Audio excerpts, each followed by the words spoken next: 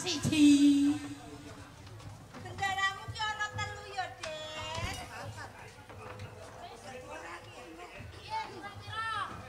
Kang Wanjas mono kok durung ana ning papan kene.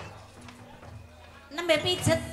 Loh, anjas ora ada pijet. Wanjas ora ki keteliya apa piye kok. Lek nimbal terus ale pijet. Oh iya, awake kesel sikile keju. Nggih, Ndara. Ha wong sing mirsani men sambat kesel apa maneh kula kalian jenengan to, Ndara. Yen pancen wis rampung, engko sak wanci-wanci Kang Mas Brawijaya ki ngesake apa wae. Ora bakal kuciwa to, Biro. Kalau wau pun dahar. Garwaku, Sampel sak susune. lho kok ana tempel sak susune sing apa iki sak cakare yo. Lah kok sak susune lah kadoman. Lah wau ki ngoten nak. Yo aku ladenono. Menapa ingkang dipun kersakaken Ndara pupu sak susune. Ngoten niku.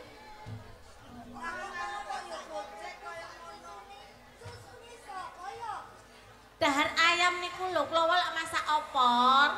Lah seremenane Ndara Kakung lak pupu. Ampun gatekke Ndara, mula ki iso masak ora ono masak bola. Wah, meneng wae anteme wae. Tenan garwaku wis dahar mau. Sampun malah tanduk. Sampun niku wong nggih kula dulang Ndara. Kula dulang. Malah diramu sing dulang marang garwaku. Kula dulang niku wau lah pripun? Kok malah kurang duka kuwi. Kuwi pegaweanku ya marang pegaweanmu. Lah ngentosi jenengan dangu kok Ndara. Pancen kaya ngono, yen wis rampung kabeh, ayo saiki ndak kanthi sowan ning ngarep. Lah niku Ndara Putri rawuh.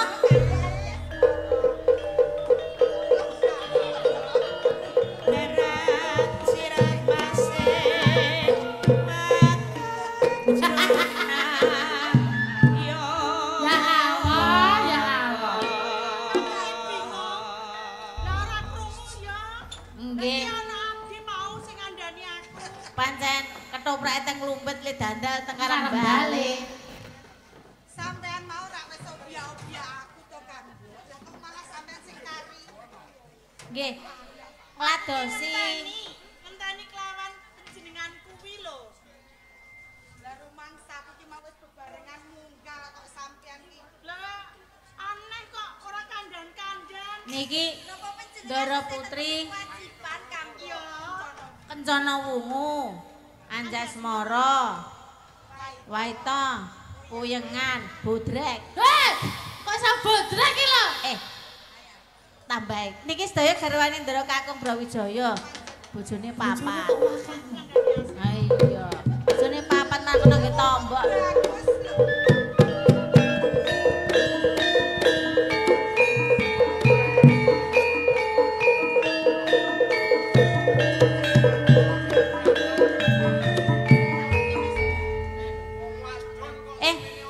Ora usah diitung arep mbok tukane bakso apa piye? Aku nek kuwatir aku kuwatir lho kowe. Kuwatir piye? Dihitungi terus aku mau diseneni mbok iyem kok. Diseneni piye? Anu kancamu lho gedhi-gedhi ngono kowe. Nek dihitung ndak ketok asline. Ha iya. Mboten dihitung Ndara. Kok dhisik kowe iki dudu pawungan saka Majapahit. Sapa wani lumebah ana ing Taman Sari Kraton Majapahit? Yen durung ngerti sapa sak tenaning aku Patih Bontoloso Lebar, Rajapati jenenge. Pepatih saka Kadipaten Botosolebar. Iya. Lumebah ana ing Kraton Majapahit arep ngopo? Wong wadon kok semene oke piye? Nggih. Nggih, dawuh. Nggih. Ajeng dijak tumbas bakso. Dijak tumbas bakso. Tepang lawan kowe. Apa ya iki sedulurmu? Empun. Nggih. Wis tau kanca beken. Alah, padha-padha dantane kandhek sapi. Gitu ya. Nggih. Niki sedaya garepipun Ndara Kakung Brawijaya.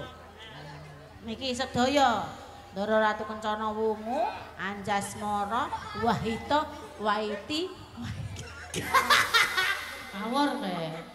Lah aku arep takon sing jenenge wanita jeneng Kencana kuwi iki piye? Oh, Didudai kowe Kencana Wungu kaget. Kencana wungu kok Kencana wungu kok melebar. Ki kencana wungu apa? Kencana wungu apa dermolem? Iya, aku dhewe kaget, dhek kaget duduk aku kaget. Kencana wungu kok kaya dringjer. Aja kurang ajar, Jenengan Tanglet, Ndara Putri Kencana Wungu. Ya sing ngagem ungu. Menika. Iki ora ana loro telu wong aku ra ketemu. Weh, kencana wungu. Ayo.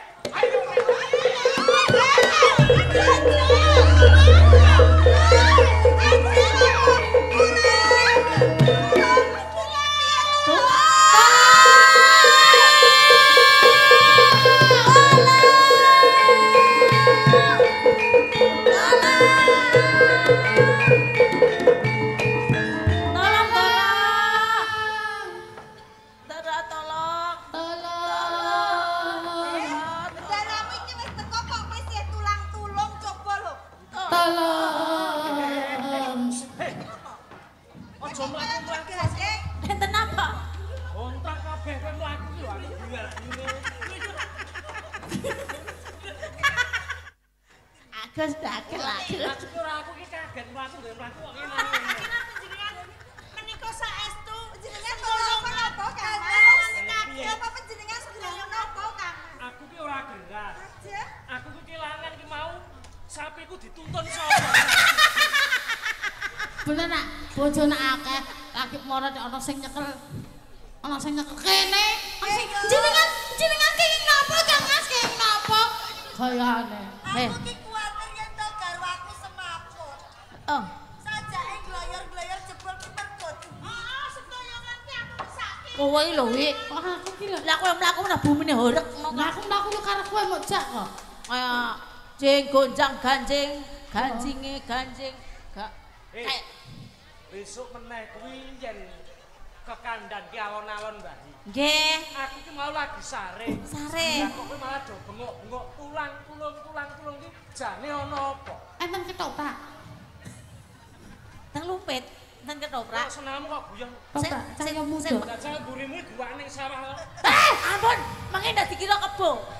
Kok kon buak, nek mang jare diajani, engko bengi ki nggawa semen siji, kowe nggawa siji, engko dalane mobilku tak gawakno muleh.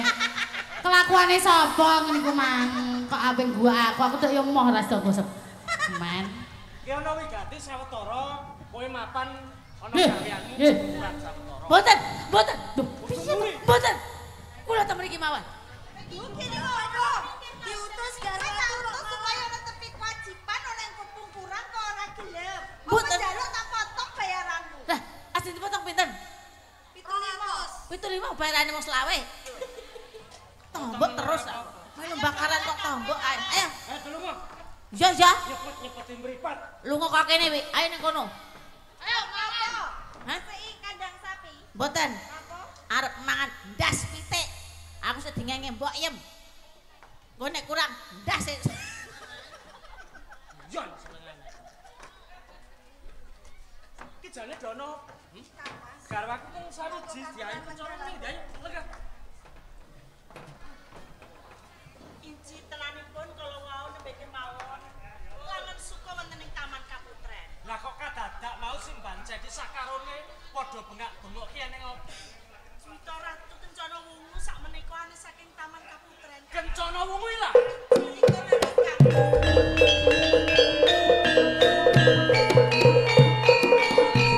Maito lan kuyengan uga kowe ajasmara. Ing kene mara padha langen suka kelawan kowe kabeh. Ning wondene si Kencana Wungu nganti dibradat dening pawongan. Lah kok kowe ora bangga? Ora mbok tulungi kelawan si Kencana Sampun Wungu. kalau mau kula gondeli menika leres nanging mboten kiat. Dipun bradat kula kalah Kang Mas. Mbok gondeli. Inci. Mbok gondeli apa kowe ngalah?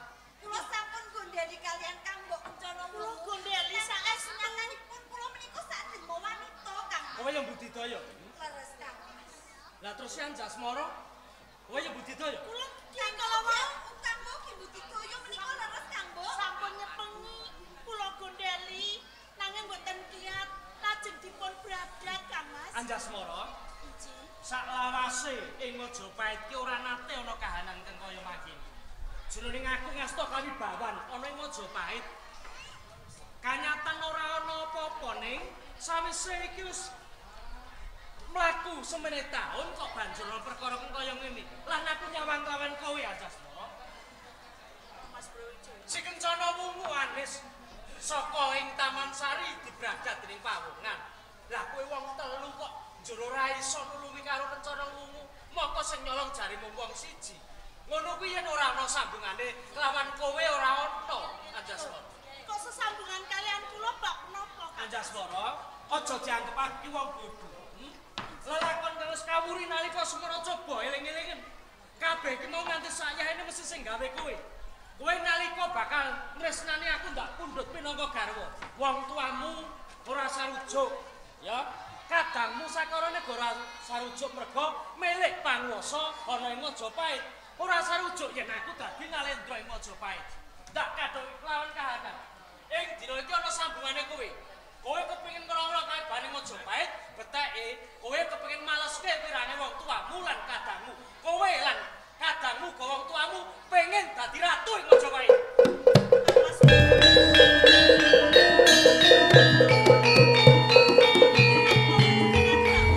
Rasa kowe kumpike, aja kowe selak, perkara wis kasunyatan.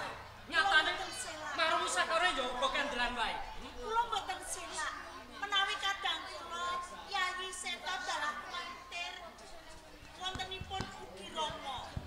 Kula ngertos menawi piyambakipun menika lepat badhe panjenengan pindhana menapa kemawon. Kula ikhlas.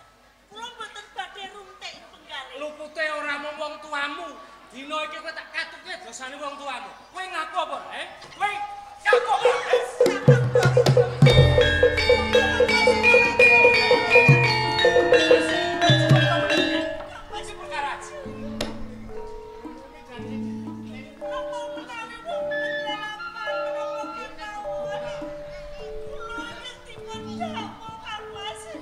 yen kowe ora ngaku gedhe pitanan. Ning yen iki mbok akoni malah kamu bentak apura dening kaluputan. Kados pundi caranipun kula ketengan. Kowe ngaku apa ora? Buktinipun kula mboten temis. Kowe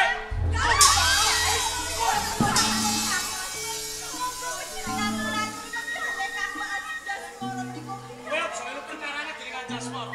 Yen kowe melu tak katutke dosane Anjasmara. Ayo, jumeneng. Jumeneng Anjasmara. Mas Brawijaya. Monggo menawi panjenengan badhe mejahi dhumateng kula, kula ikhlas. Kula mboten badhe belani dhumateng kadang kula tiyang sepuh kula. Ora sudi aku nyawang kowe. Ayo, ora ana pecah-pecah kanggo kowe. Minggat.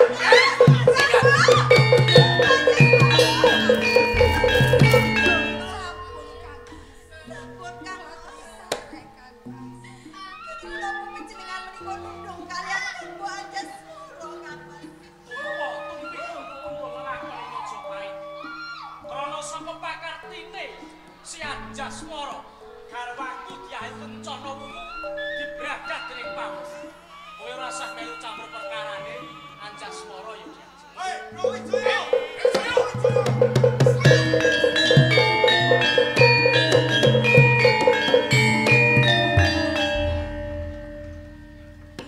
Sapa ing papan kene sing jenenge Brawijaya? Sapa jenenge Brawijaya? Sapa Brawijaya? Sadurunge tak jawab pitakonmu, aku tak ngerti sapa satenane. Aku kudu tilarsa. Sawiji Kudu tirangan.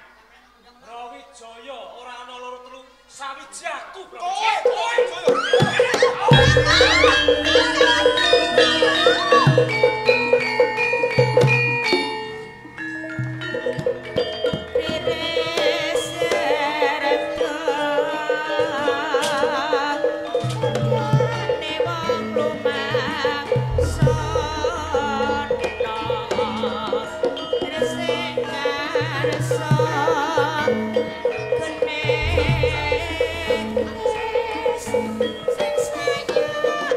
Sing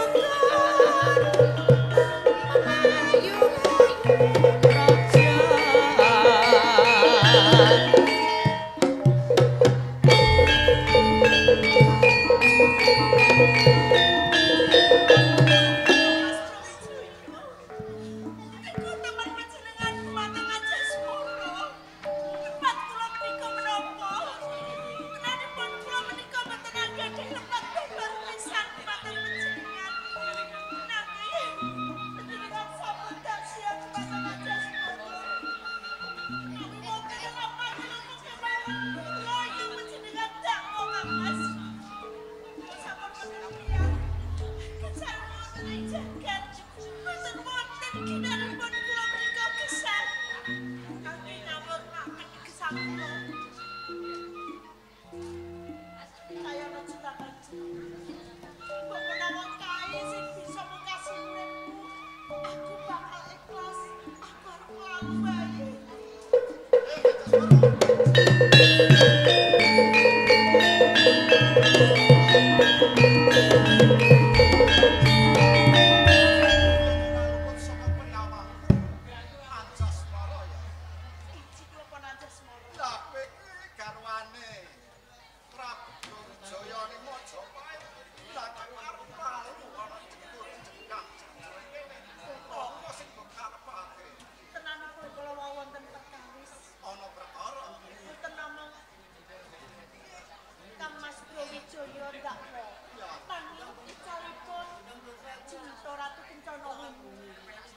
Kencana wungu anes kok taman. Sak banjure Niku kula ingin dipun dawa. Mongko bungkus. Tenanipun kula boten tumindak jalaran sesambetan kalian kadang-kadang kula. Seto dalah mikir menapa malih yang sepuh kula. Saklajengipun mongko nggih Bapak. Kula ikhlas menawi kadang-kadang kula lan tiyang sepuh kula menika dipun pidana. Nanging piyambakipun menika boten pitados babar pisan. Kula kemawon ingkang dipun dakwa. Nanging kula namun menika. piye Dasmara? Kula boten dipun keparengaken pondok wonten ing Mojopahit. Dadi kaya ngono Brawijaya. Anjasmara, kabeh perkaramu iki ora luput. Nanging sing luput iki Brawijaya. Ayo bali ning Mojopahit, engko aku sing bakal kegono karo Brawijaya. Sinten kula Bapak? Ora yen ana apa ora bakal Brawijaya rawani karo aku. Ayo,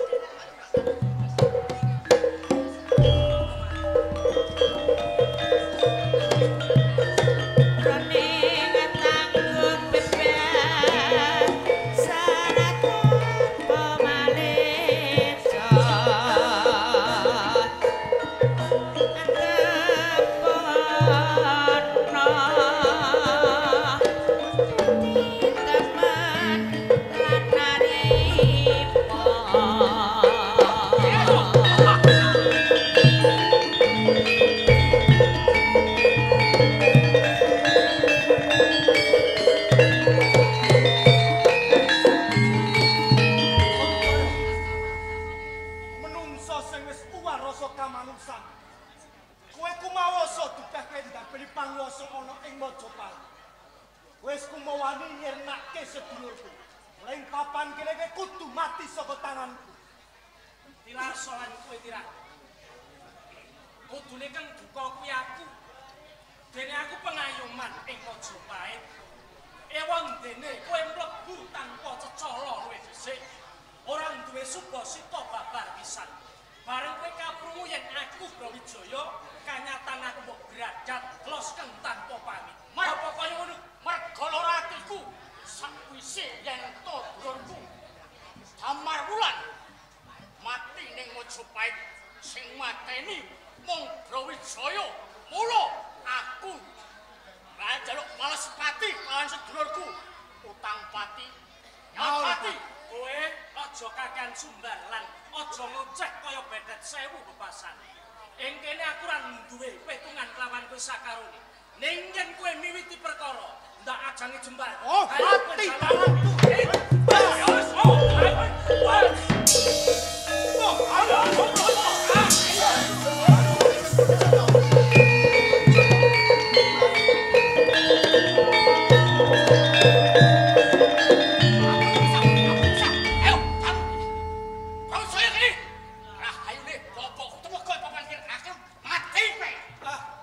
Ampun dipisah. Tilarso. Iya mati. Lan kowe kudu tinangir. Nggih. Kok nganti kowe dicetes karo Brawijaya iki lara-lari. Kula mboten narimaken yen to Kakang Damar Wulan mati saking tanganipun Brawijaya. Leres kok leres. Kula patenane Brawijaya. Mangkono sik kok paten gampang tak kok nganti kowe bakal bisa larang karo Brawijaya.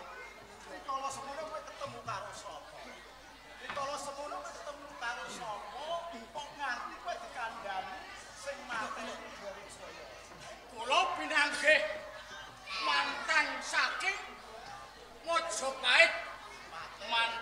patih asmanipun Patih Logender niku jarene kalih anggadi putra kalih Layang Setu, Layang Gumitir. Lah niku ingkang Kang Mas kula Damar Wulan nika dikrenah utawa dipateni dening Brawijaya. Lah niku kula niku keproko. Kok sak batir niku. Kudu tilarsa lan kowe kudu tenangi. Ben kowe durung ngerti bakal kawene ngendi. Tenane ya iki sing jenenge sedulurmu Brawijaya Damar Wulan dadi ratu ning Majapahit. Lho, iki sedulurmu dhewe. Lho, kakang Damar Wulan.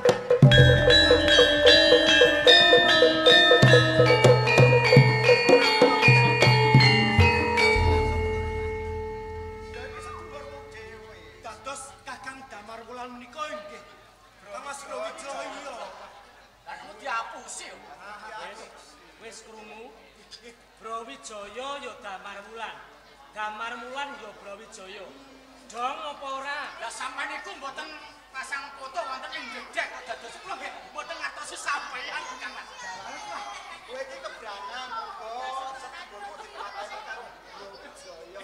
Kowe sak penakmu ketemu karo sedulurmu. Saiki ngaten Brawijaya. Apa? Aku wis ketemu karo calon garwamu sing mbok tunduk. Kenging menapa kita sareng kalian si Anjasmara? Lah kala semono wis dhewe ninggalno ana ing Majapahit. Arep lalu aku ngerti nganti tak tulungi.